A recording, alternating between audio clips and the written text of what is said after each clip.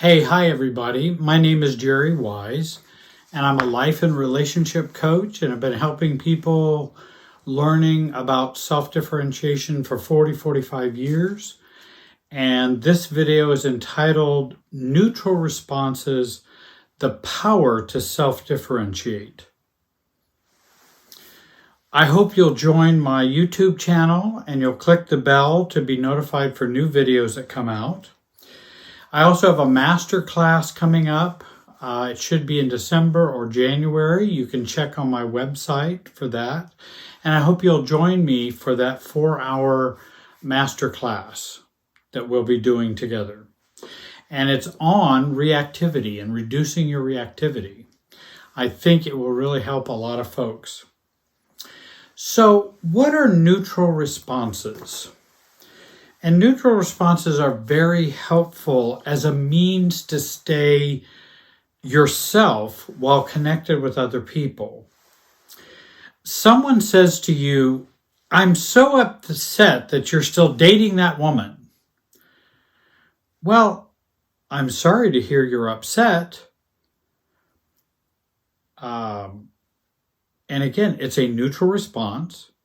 I'm not addressing the push or pull or the defensive or being defensive or reactive. And I'm ignoring the issue that they have, which would be with me or you dating that woman. And I'm ignoring that issue, which is my issue and my choice, not theirs. So why would I address that? Why would I argue with them about who I'm dating? That's not for them to control or decide. So I'd simply say, well, I'm sorry to hear you're upset about that. Hey, you want to grab some lunch? I'm sorry to hear you're upset about that. Hey, how's Dad doing? Again, we are not pulled into the issue that they have. We stay more calm. We stay less reactive. So neutral responses are self-differentiation moves when other people are trying to bait us or pull us in with their issues or enmeshment. They are a don't take the bait responses is what they are. Because many times, if somebody says, "Are you still dating that woman?" They're baiting me about my dating life. Well, I don't need to sort that through with them. I don't need to get their approval. And remember, there are a couple of rules that are really important. You don't have to answer any question that everyone or anyone asks of you, except to a police officer, a judge, a boss, or something like that. You are not required to answer any question. But you also don't have to get reactive to not answer it. And second of all, you never have to address the issues that are yours, not theirs, even though they think it's an issue for them too. Obviously, in the first statement, they were upset, "I'm dating this woman," or "still dating this woman." Well, that's their issue if they're upset with me dating her. It's not my issue. And I don't have to address other people's emotional states. That will just get me pulled in and baited in. Neutral statements help us keep us more separate while staying connected. I don't have to run away, nor do I have to be reactive or conflictual with them. Reactivity causes more distance, I have to run away, or conflict. And conflict is a result of reactivity. Just as overfunctioning can be as a result of reactivity, triangles as a result of reactivity, running away a result of reactivity, or complying and giving in and just going along with whatever they say and trying to make them feel better about the issue is reactivity. Neutral responses guide and force us to deal with what we really need to deal with or to work on. If we stay neutral, it brings up our issues to the forefront. In other words, because a lot of people say, well, that's hard for me to do, Jerry. It's hard for me to be neutral. I know it's hard. I've been practicing it for decades. It takes practice, and it's not easy. And many people say, oh, it just seems so easy for you.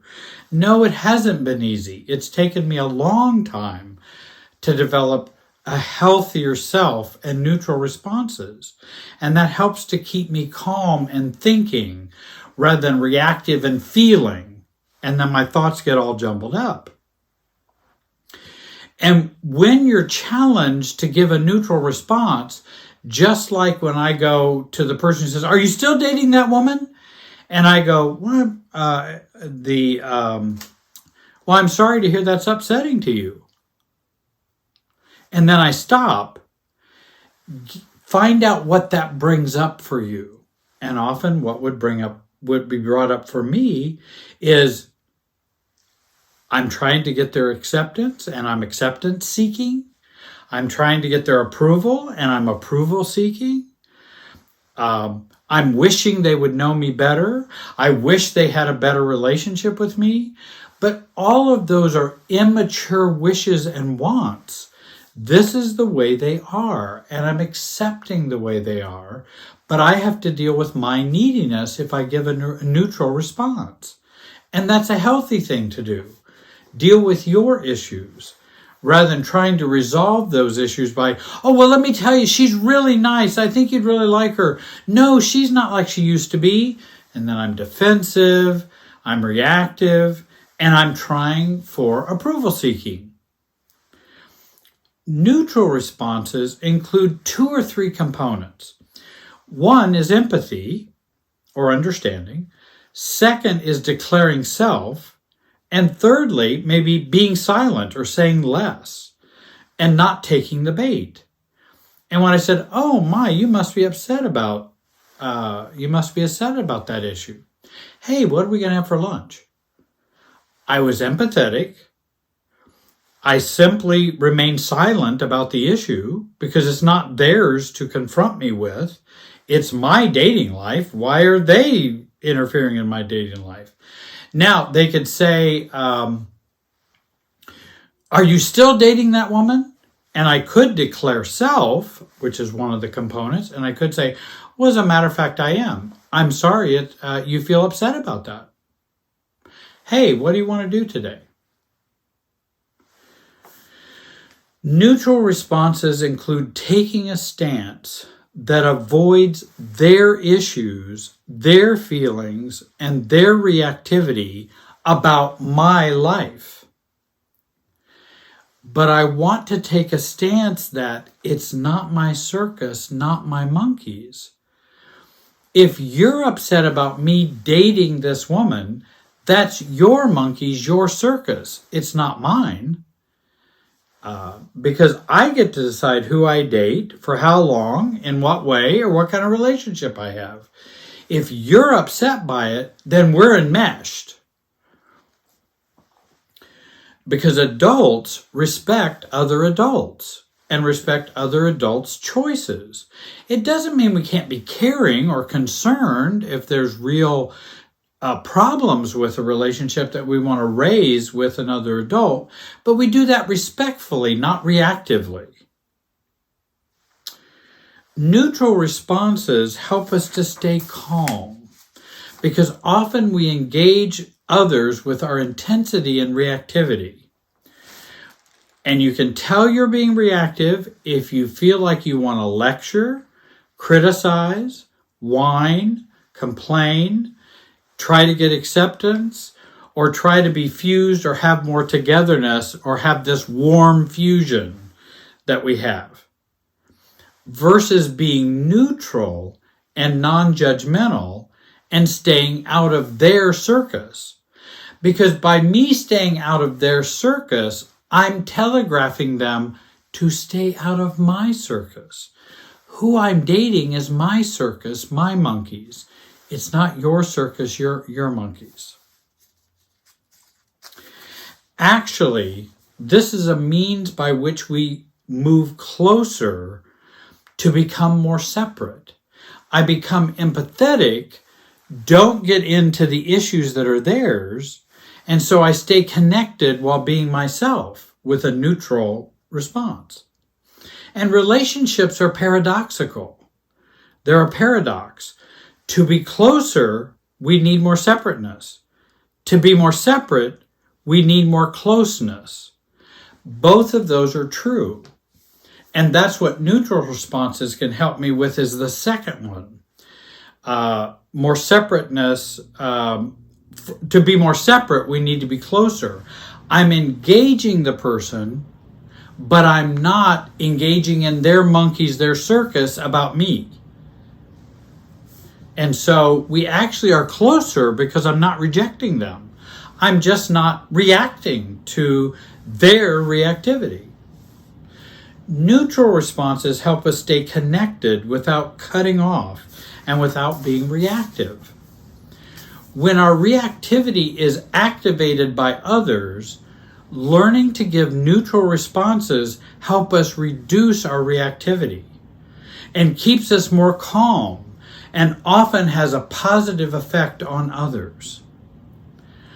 My coaching involves lots of role plays and using neutral and self-differentiating responses to grow ourselves up, to keep calm, and change the relationship dynamics and emotional process. Here are some examples of some neutral responses.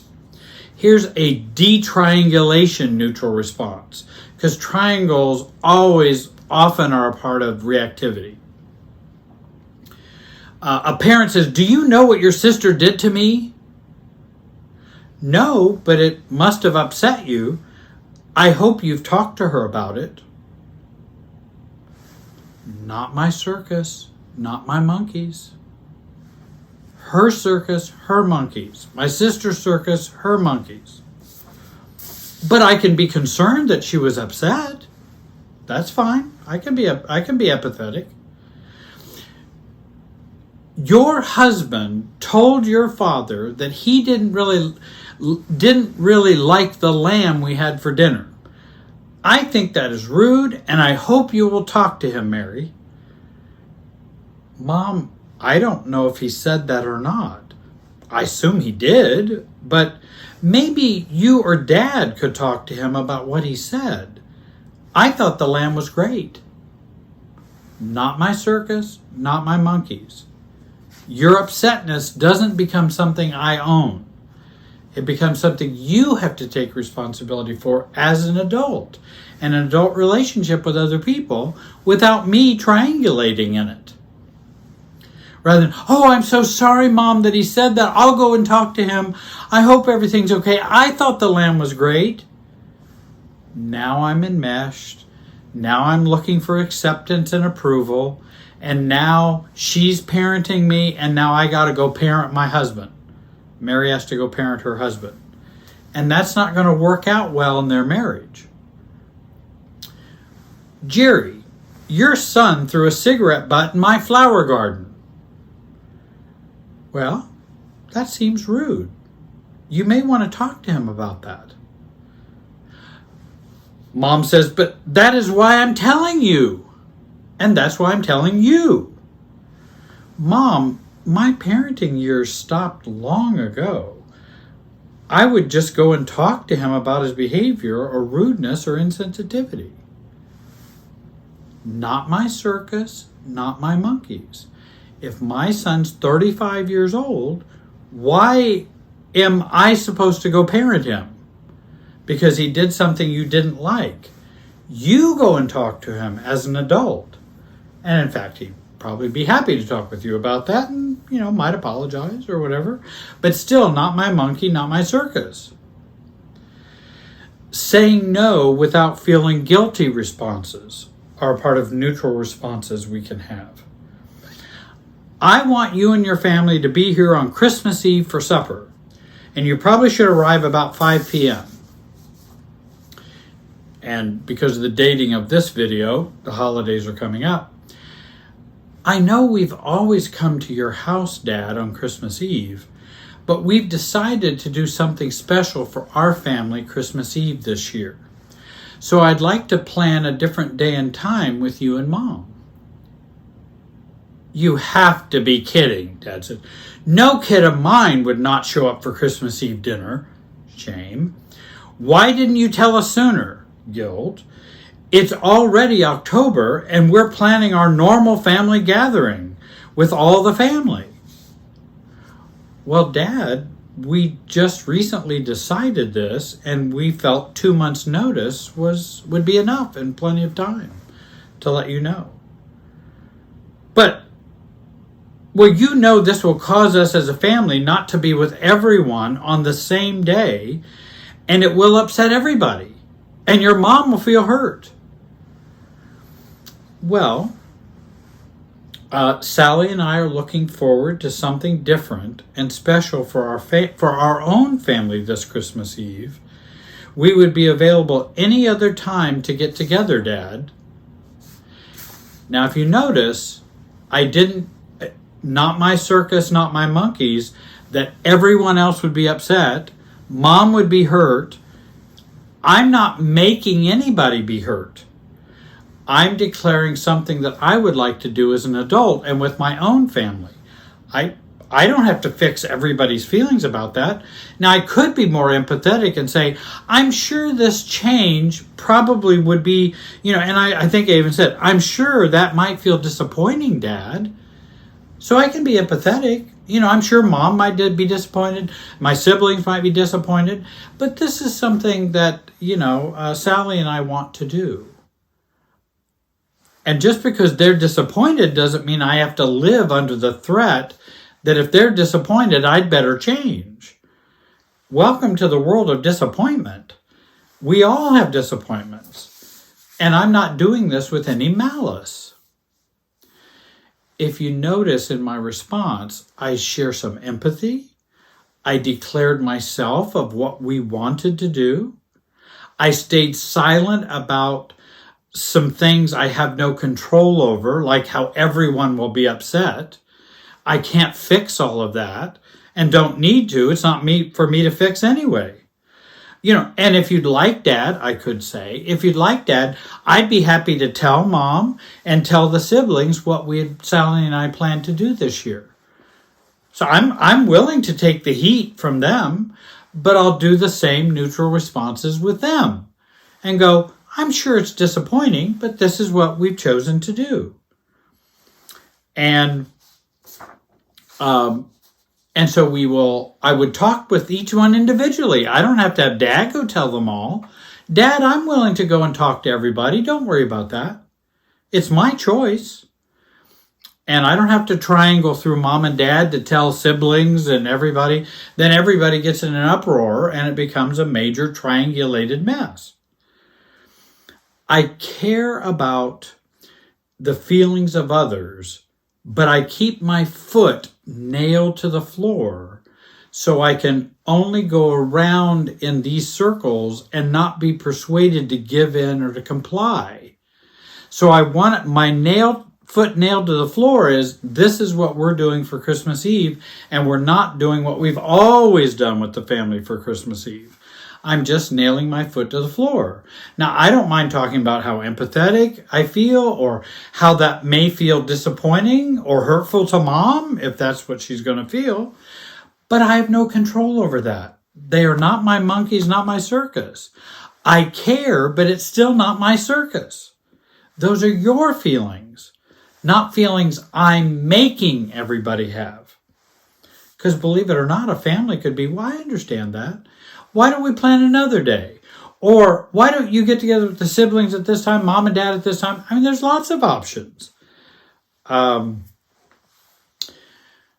work on neutral responses, we can learn to do these things because it takes practice. And again, I've had people share with me, oh, Jerry, you're just so good at those neutral responses. You just know what to say. There were long, long years I had no idea what to say. And I would say the wrong things. I would get reactive. I would try to comply. I would try to fix everybody's feelings. I did all of that. Then I began to work on giving neutral responses in a calm way, which calms me down and many times helps to keep the other person calm down. Because Calmness can be contagious if you hold on to it. You can first write down what they might challenge you about. Write down your possible responses that are non-reactive. Or as I've talked about, what would Betty do? What would Betty say? Think you're the neighbor, and how would your neighbor respond to your parents about changing Christmas Eve? Or how would Betty share with them about not being able to come to Christmas Eve? Somebody who's detached and not enmeshed. What would Betty say? Or you can say, what would Jerry say? I have a lot of people who do that too and say, well, I'm trying to think, well, what would Jerry say in this situation?